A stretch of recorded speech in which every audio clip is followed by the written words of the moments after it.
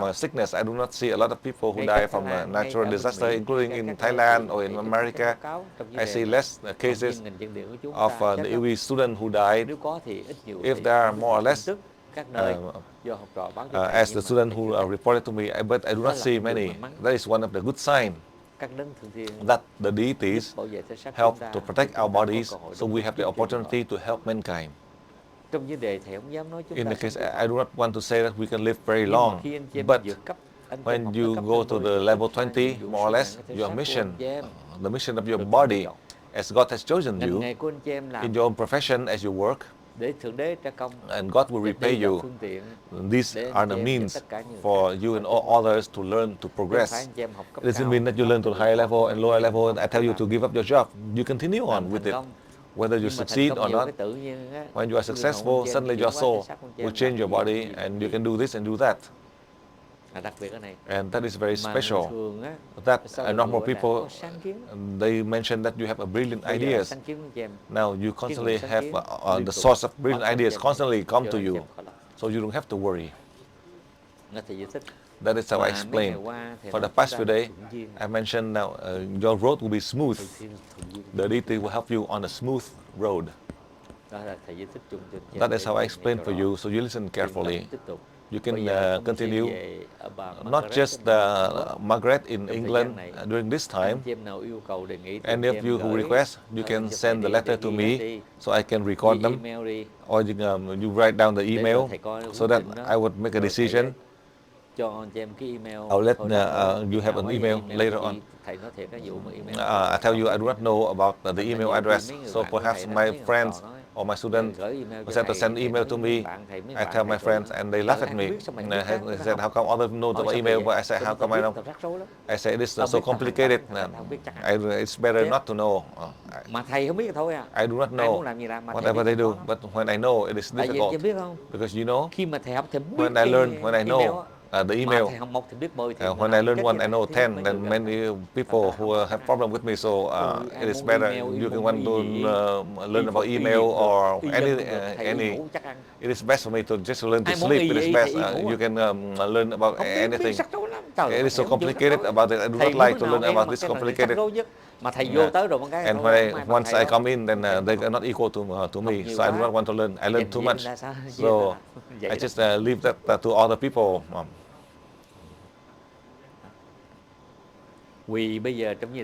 Now, regarding the trial and difficulties that you face, as I explained to you for the past few days, when your soul merges to your body, these are the higher souls.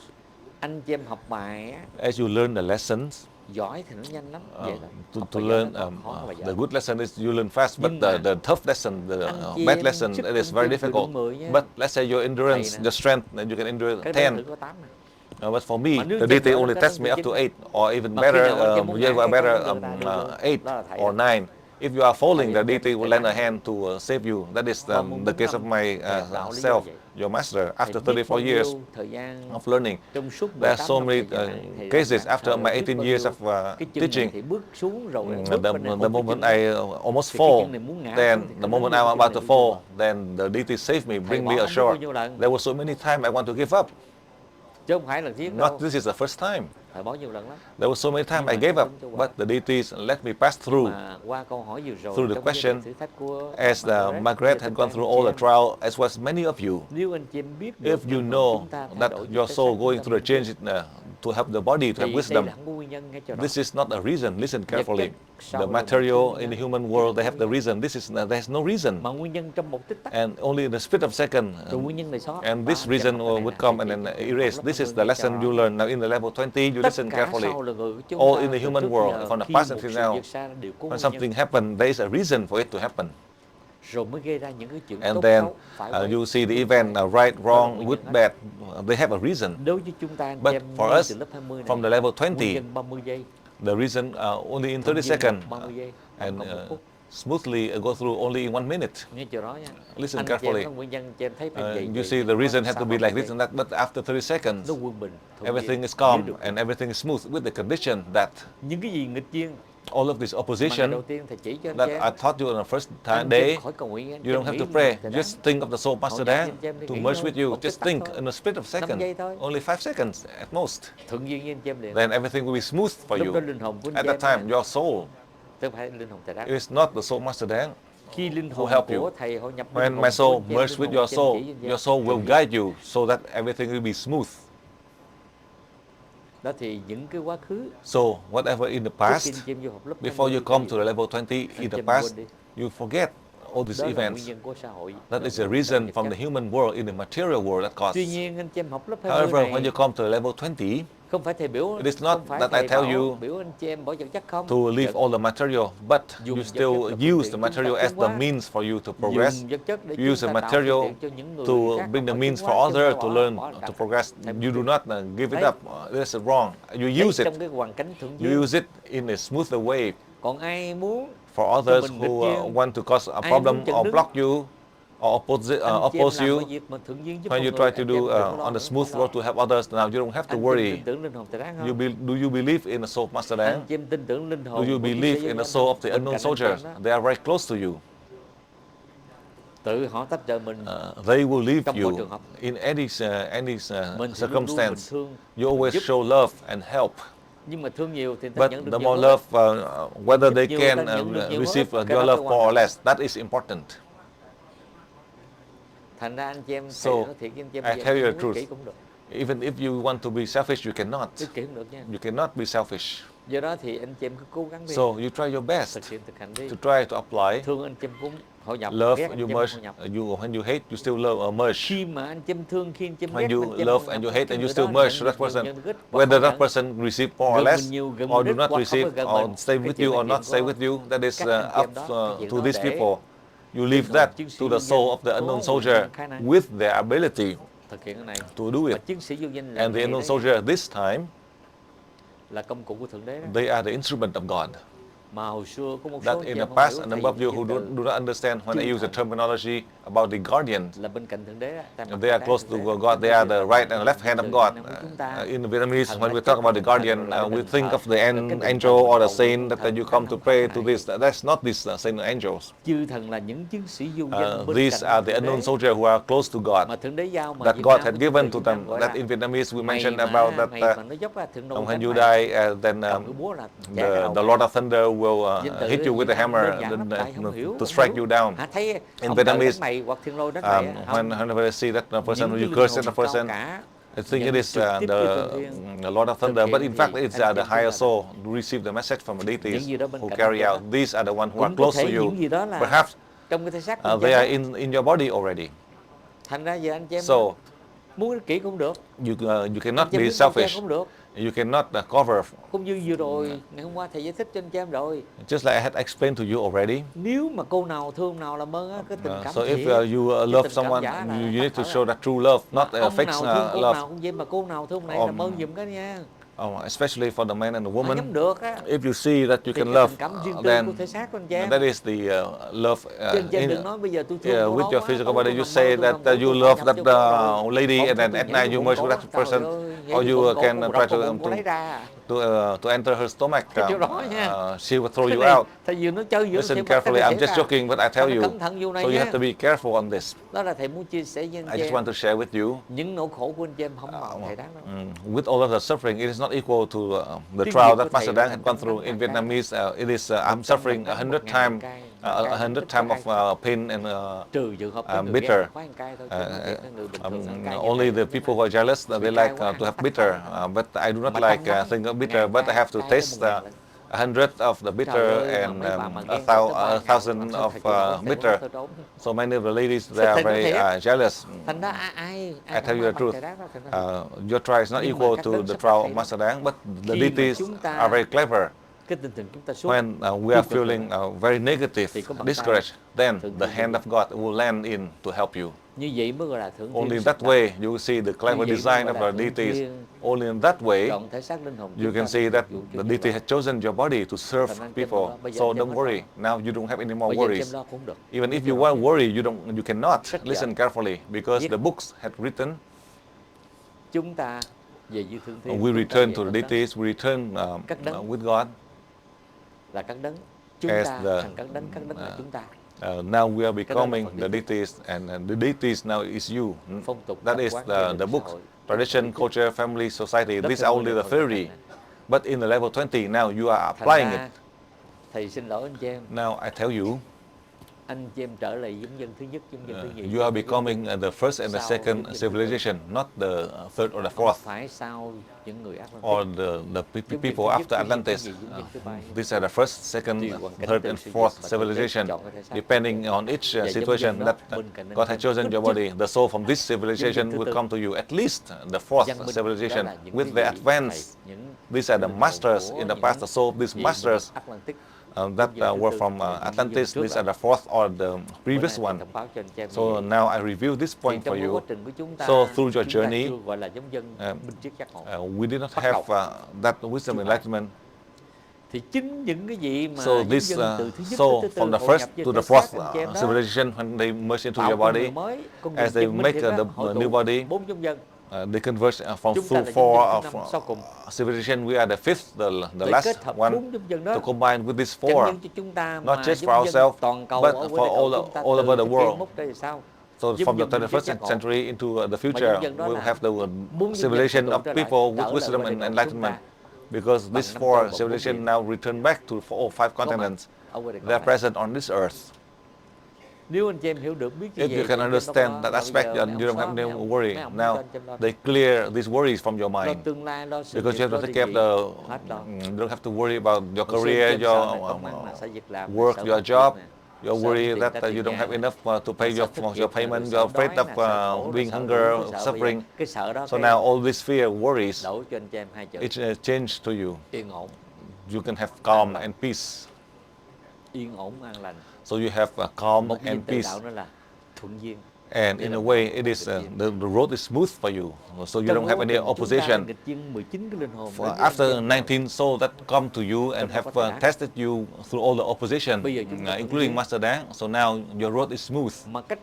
That 5 years ago, I also worry about the case of these oppositions. I also worry about the fact that I could not complete my mission. I also worried that for the first time, as I learned from the deities revealed to me when 1 hour ahead, after 1 hour, after 1 hour, I will be tested 1 hour just right before my death. So I was being tested from the level 19 to the past when I was teaching. For that reason, the deities trained me from low to high. Once I reach to the high, then the higher soul come. Then there is no ties. Whether my body can do it, it is up to the soul. It is not that my body can do anything. So for you, you have to understand for me. In the previous months and years, before I taught the level 20 to the past, everything I make you feel happy or disagree or feel sad, it is not the body of Master Dang that do it. The body of Master Dang, it is still made up from the human flesh, the 5 elements with the gene from the parent that make the body of Master Dang, just like many other people. I know how to love, hate, feel angry, feel emotion, just like all of you. So you are the same with me. But when I train you in the level 20, everything changed totally. Now, my soul, combining with the higher soul in you, so that all of our souls, we are all combined together to carry out the program to have wisdom and enlightenment. These are the 4 civilizations that we were on earth in the beginning. The 5th civilization, they did not have the wisdom and enlightenment. Now we are on the road to combine with these beings. That is all of your souls and my soul from far away, combining with the soul from all 4 civilizations on earth to help to have wisdom and enlightenment. Therefore, I have explained to you already, within my ability, millions and billions of Master Dang will be on earth to help the humankind. There are no strangers, you at the present time and your children and grandchildren in the future. That is how I explain. So that Margaret, after I present about my life, after I present through the class, as I share with all of you, through the trial, through the opposition, so that today, through the emotion, as Margaret has explained, hopefully with my answer, I can clear your sadness, not just for Margaret, but all of you, in all 3 locations, Holland, Thailand, in Australia, you can see through this lesson that Margaret has presented, and through my answer, I advise for you, all of you, you need to understand and love each other more. This is the best for all of the humans. And in that, it may be difficult for you to love those who oppose you. If you cannot, but then now you can merge to them, show love to them, and whether they can have more or less, do not worry about it. You just know how to love and merge to them, individually, collectively, in region A, region B, country A, country B. When you have the free time, you do it. In the past, when you were in the level 19, when you have free time, you receive a light of God and send 3 seconds everywhere. But now, we have gone through that phase. Now, the soul of the first and the fourth civilization, they do not need this. As the deity allowed us, you can act, so you don't have to waste the time, because you are able to help more. For that reason, you do not need to pray more. We do not use the light of God's aura more, because they've been on earth. Who are they? The deities. Who are they? The deities are the soul from the 4 civilizations in the past, the best being in the world. In fact, if these beings from the first to the fourth civilization, they have all the ability, the top ability, that we have to refer to them as the highest being, not God, but the highest being. They have the top ability. They can do many things. So now as we learn, but our road is different. We learn more so that we can truly show love, truly help people. And we do not cause power to us, have a power struggle. That's all I can share with you on that part. Now I advise for you, I share with you, do you know how long you live? Whether do you know how long your granddaughter will live? When I teach you in level 20, I tell you, starting from now to the past, birth, old age, sickness, death, we are tied to it. But now to the future, it is changed. Only now in the 21st century, if there is a change that is beyond the imagination, that in the world that never exists, then you don't have to calculate your lifespan. There is no time and space. You cannot calculate how long you live. These civilizations who were on Earth 2,000, 3,000 years, slowly, because of their power struggle, so it reduced down to 300, 600 years and down to less than 100 for power struggle. That's why we lose our ability, we lose our lifespans. How can we live up to 300, 600 years or several thousand years? We cannot. Now, you can travel anywhere with your body, travel out to space anytime. So now, not to mention, now I just experiment only 7 times. And each day, when you experiment, in 1 month, who knows? In your body, what happened? Outside your body, what happened? With your ability, what happened? We do not know. So I let you practice, you will see the result. That is, I hope in the future, in Vietnam or here, or in any region, I would call you, from the level 20, more or less you would come. It is not that you come for a class that I teach, to come so that you meditate with me or some of the special formula I can update for you. It's not like teaching class like this. Hopefully on that day we will have that day. Hopefully in the year 2008. It's not that I'm teaching, I confirm, I'm not teaching. I just want to update with everything that I learned. I just share with you. It's not teaching, because the level 20 is the highest. So hopefully on that day, you and me, we have a chance to see each other again. If we can see in Vietnam, it is better, because when you go to Vietnam, you don't need anything, and it is much better for you, because when I can go to my homeland, then for sure it is a joy, and the joy for all of us. These are the results we can achieve to help the whole world. So that would be the question from Margaret. And also, I tell you the truth. Tại vì ở sau đầu người ích Because kỷ in lắm. the human world, we are so selfish. Cái gì cũng bí mật hết trơn. Everything we keep on hiding as secret. The deity do not want to teach us secrets. Các đấng giúp The cho mình deities minh want to chứng help giác us to ngộ have để giúp wisdom, con người enlightenment to tiến help hóa, mà sao people bí to mật được? progress. How can they Thầy keep tội nghiệp mấy người secrets? đi tu đó. I feel pity for these people who follow the spiritual path. I'm in Australia when I came from America. Đạo gì quên. Cái đạo gì qua kia phải không? Đi theo mấy ông mà Tây Tạng hay gì đó, là Tây Tạng. Anh Chim biết không? As you know, my God, mấy người Việt Nam của thầy. some of the Vietnamese, Không biết tu I feel pity. I do not know how much they progress in the spiritual path. They go into the sacred Buddhism teaching. I feel pity for them because they have to wear a certain robe, and they said this is very secret. And she showed the picture. This is very secret.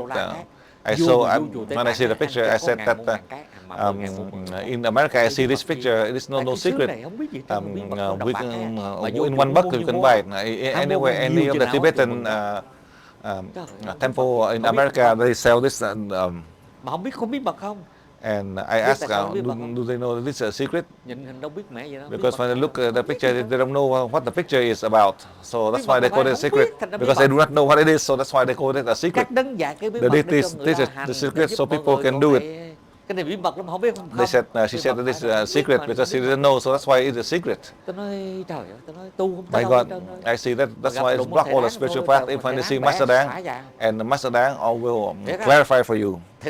I tell you, from the past, when before I follow the spiritual path, I do not like this. Now I perhaps now as Teresa see that I'm changing. Teresa may feel better now since I'm much tolerant. So I explain for you. I tell you the truth.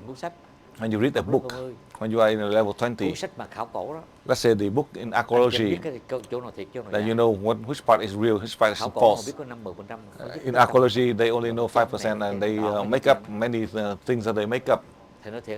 I tell you the truth. How do they know this piece of rock is 5,000 years? How do they measure? How do they know that this statue of Buddha are 10,000 years? The pyramid in the past, when I mentioned, they don't listen to me. 15 năm, xin lỗi, 16 năm về trước. 16 years ago, thầy nói kim tự tháp. I said the pyramid, they use the Shaka 6 to move. Không có đòn bẩy gì hết trơn. They don't use any type of architecture design. They don't listen to me. They said the pyramid. I said the pyramid is 30, 50,000 years. Sau 48 tiếng đồng hồ đó. 48 hours later, sửa đổi cái they changed the pyramid in Egypt. Already, I tell you the truth. And when I came to Egypt, I saw the text in Egypt in the past. They don't have a way to decipher. That's why they could not find the inner chamber. And this, and they just decipher. This is a letter A. This is the number 1, for example.